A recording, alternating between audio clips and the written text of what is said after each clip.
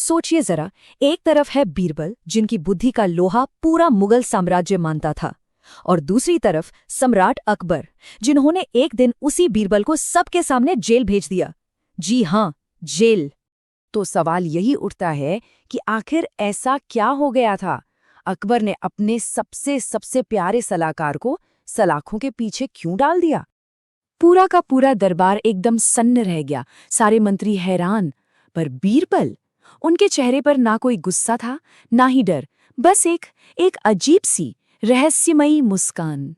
तो चलिए कहानी की शुरुआत करते हैं। जगह है आगरा का वो भव्य दरबार जहां से इस पूरी पहेली ने जन्म लिया था।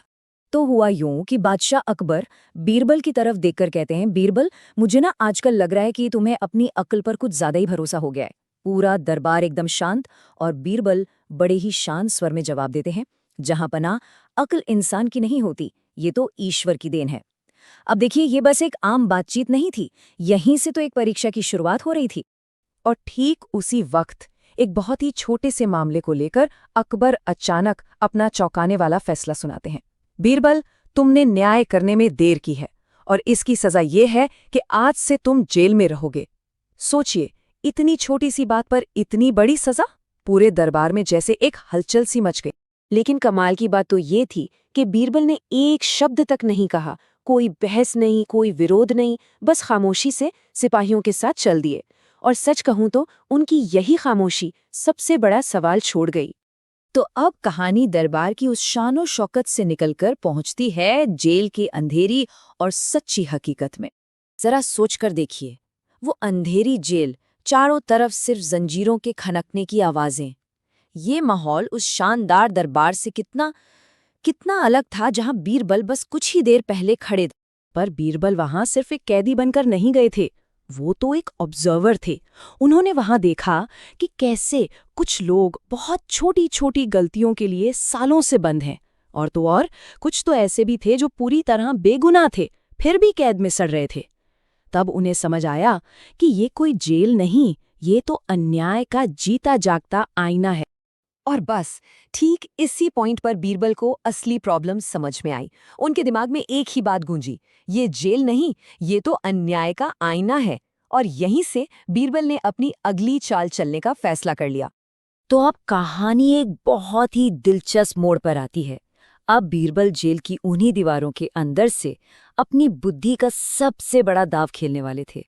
और देखिए, बीरबल का मास्टर स्ट्रोक कितना सिंपल लेकिन कितना पावरफुल था। उन्होंने जेलर से बस एक कागज और एक कलम मांगी, उस पे एक छोटा सा लेकिन बहुत गहरा मैसेज लिखा, और जेलर से कहा कि इसे सीधा बादशाह तक पहुंचा दो। और उस संदेश में क्या लिखा था? सिर्फ एक लाइन, जहां न्याय बिना सुने होता है, वहां राजा भी कैदी बन जाता है। ये शब्द, ये सिर्फ एक शिकायत नहीं थी, नहीं, ये तो बुद्धि की वो परीक्षा थी जो बीरबल ने अब खुद अकबर के लिए तैयार कर दी थी। तो चलिए अब वापस अकबर के पास चलते हैं, क्योंकि अब इस कहानी का असली राज खुलने वाला था।